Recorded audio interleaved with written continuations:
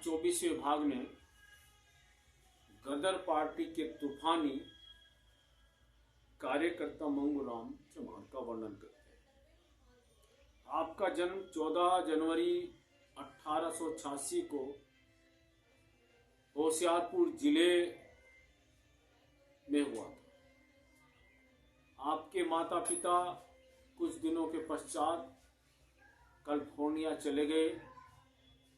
वहीं जाने के पश्चात अमेरिका के अंदर जो गदर पार्टी थी उसका गठन हो चुका था और गदर पार्टी के अंदर लाला रामचंद्र, करतार सिंह, ज्ञानी भगवान सिंह, सोन सिंह मकाना आदि वहां रहते थे। जब ये सभी वहां रहते थे तो देश की आजादी के लिए, क्रांति के लिए कार्य करते थे। चूंकि जब ये व्यक्ति विदेशों के अंदर गए तब इनको पता लगा कि आजादी क्या होती है, हर चीज की स्वतंत्रता क्या होती है। तब गदर पार्टी के द्वारा अमेरिका में रहते हुए देश की आजादी के लिए कार्य प्रारंभ किया। एक दिन योजना बनी कि अमेरिका से भारत के अंदर हथियार जाने हैं पानी के जहाज के द्वारा, और रास्ते रास्ते पर चेकिंग होती है। एक बार तो ये हुआ, इससे पूर्व जब पानी के जहाज के द्वारा हथियार भेजे जा रहे थे तो रास्ते में हथियार पकड़ लिए गए सिंगापुर में। इसलिए दोबारा इस कार्य को कौन करे, इस कार्य के लिए मंगूराम जी को नेतृत्व दिया गया। उनके 4 साथी उनके सहयोगी बने और इस प्रकार से ये पानी के जहाज के द्वारा भारत के लिए हथियार लेकर रवाना हुए। जब वो हथियार लेकर रवाना हुए तो उस समय मंगूराम जी का नाम निजामुद्दीन रखा गया और इसी प्रकार हवाई जहाज सिक्योरिटी में पहुंचा। लेकिन जब आगे बढ़ा तो सिडनी के पास में हथियार पकड़ लिए गए। जब हथियार पकड़ लिए गए तो मंगूराम जी को बंदी बना लिया गया, थाने के अंदर ले जा गया। लेकिन उस समय अचानक एक व्यक्ति शस्त्र और सहित आया। थाने में रिवॉल्वर के द्वारा गोली चलाकर पुलिस प्रशासन के सामने मंगूराम जी को छुटाकर लिया। जैसे छुटाकर लेकर आया, फिर जो हथियार थे किसी तरह उनको भी भारत के लिए रवाना कर दिया गया। रास्ते में जब बैकां को आ रहे थे तो दोबारा फिर मंगूराम जी को पकड़ लिया गया। पकड़ने के पश्चात उनको आजीवन कारावास की घोषणा की गई और वो जेल में डाल दिए गए। जब जेल में डाल दिए गए तो घटना आती है कि उनके परिवार वालों को किसी ने बताया कि उनको मृत्युदंड दे दिया गया है, यानी फांसी हो चुकी है। तब उनकी जो विधवा पत्नी थी वो दूसरे भाई के यहाँ बिठा दी गई। लेकिन अचानक जिस समय तारीख पर कोर्ट के अंदर मंगूराम जी को ले जाया जाता है तब फिर अचानक हथियारबंद कुछ बंधु आते हैं, इनको छुड़ा कर ले आते हैं और इस प्रकार से मंगूराम फिर दोबारा भारत आते हैं और भारत आने के पश्चात वही जो क्रांतिकारियों का कार्य था वो आगे बढ़ाया और इस प्रकार से देश की आज़ादी में उनकी महत्वपूर्ण भूमिका रही है। ऐसे मंगूराम जी रविदासी समाज के बंधु थे। शेष 25वें भाग में। भाग 25 आजाद हिंद फौज का नायक हीरा कैप्टन मोहनलाल कुरील। कैप्टन मोहनलाल कुरील का जन्म कोहार में हुआ था, जो पाकिस्तान में बैठा। इनका शरीर बढ़ाई हष्टपुष्ट सुडौल था। इन्होंने उच्च शिक्षा ग्रहण की पंजाब से। उसके पश्चात ये फौज के अंदर भर्ती हो गए और धीरे धीरे इनकी गुणवत्ता को देखते नेता सुभाष चंद्र बोस की आजाद हिंद फौज में जाकर मिल गए और 1939 से 1945 तक आजाद हिंद फौज में कैप्टन के पद पर रहते हुए अनेकों युद्ध लड़े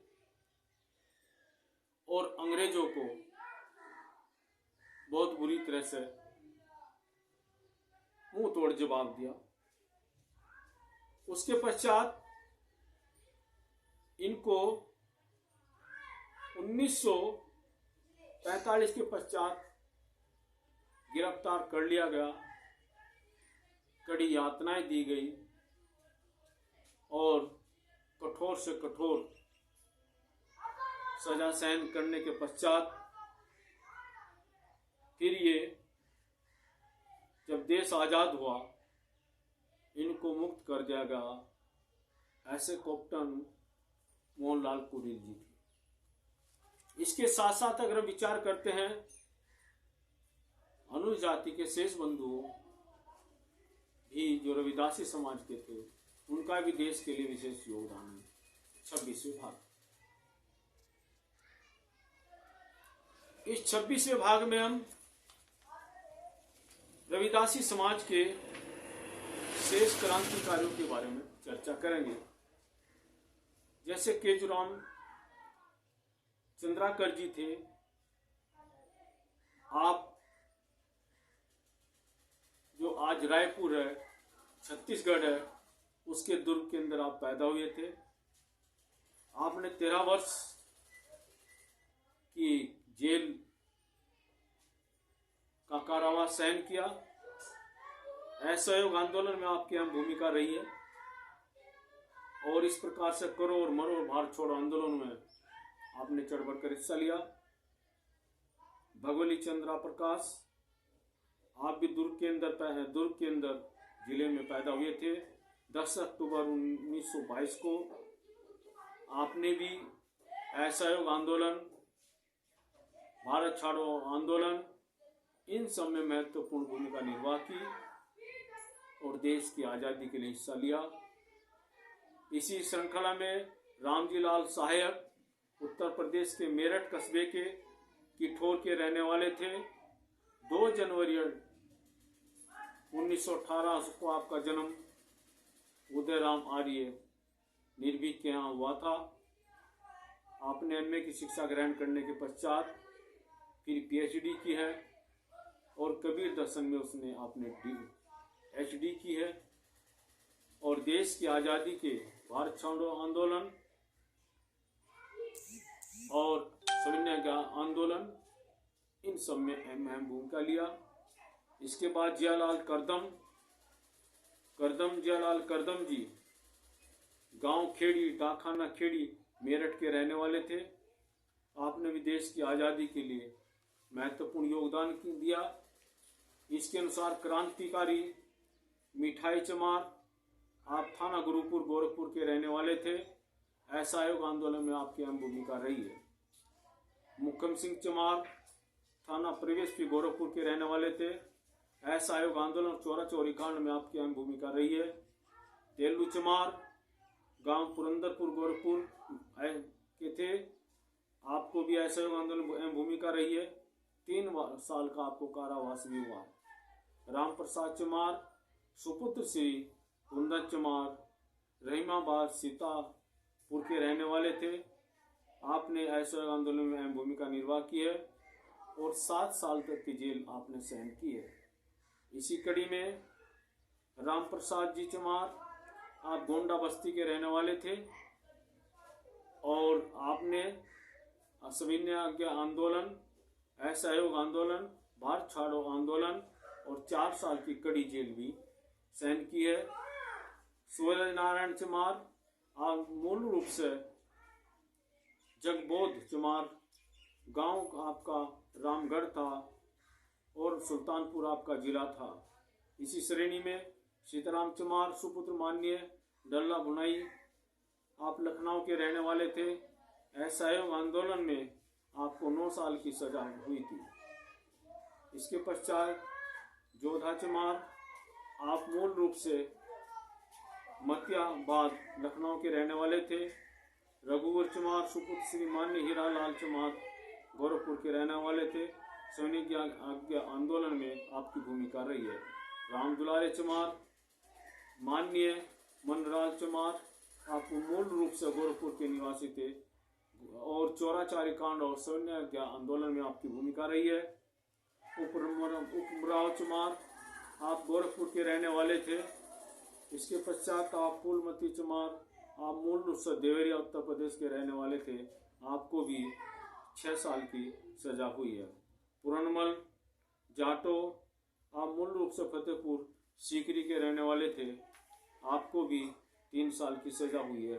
भजन लाल जाटो माननीय करण सिंह जी पिता का नाम था। फतेहपुर सीकरी आगरा के अंदर आप रहने वाले थे। सैन्य के आंदोलन में आपकी भूमिका रही है। इसके पश्चात चिल्लू चमार आप शिव प्रसाद जी के सुपुत्र थे। सैन्य की आज्ञा आंदोलन में आपकी अहम भूमिका रही है। देवरिया के आप रहने वाले थे।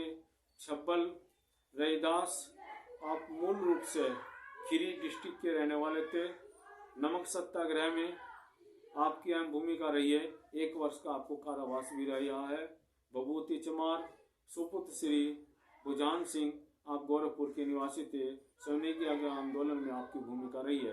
अयोध्या प्रसाद चमार आप सुपुत्र मान्य उलानी चमार आप मूल रूप से इटावा के रहने वाले थे।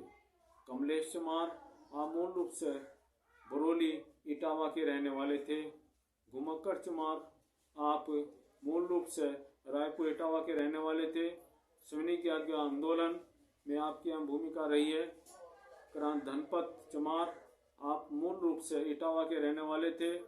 सैनिक की आज्ञा आंदोलन में आपको 3 साल की सजा हुई थी। क्रांतिकारी बनवारी चमार पिता का नाम श्री मान्य हरि चमार आप मूल रूप से मीरपुर अजीमल इटावा के रहने वाले थे। हरदयाल चमार आप मूल रूप से इटावा के रहने वाले थे। रामलाल जी मूल रूप से कानपुर के रहने वाले थे। विश्वनाथ चमार आप मूल रूप से हवगांव फतेहपुर के रहने वाले थे। केसरी चमार आप मूल रूप से आप फरुखाबाद के रहने वाले थे। इसी कड़ी में घासी चमार आप भी फरुखाबाद के रहने वाले। सैनिक आंदोलन में आपकी भूमिका रही है। करशन चमार आप मूल रूप से लोचन तिरपुर कन्नौज के रहने वाले थे। आपकी भी देश की आज़ादी के लिए भूमिका रही है। इसी कड़ी में मुला की चमार जलालाबाद के रहने वाले थे। आपकी मुख्य भूमिका रही है। कुल्ला चमार मूल से मुराव चमार मलवान कन्नौज के रहने वाले थे।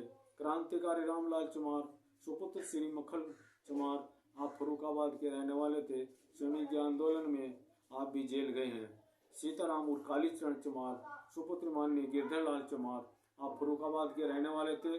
सैनिक आंदोलन में आपको 6 मास की सजा हुई है। सुभाष चमार सुपुत्र मानी मंगल सिंह चमार आप मूल रूप से साहेगंज फरुखाबाद के रहने वाले थे।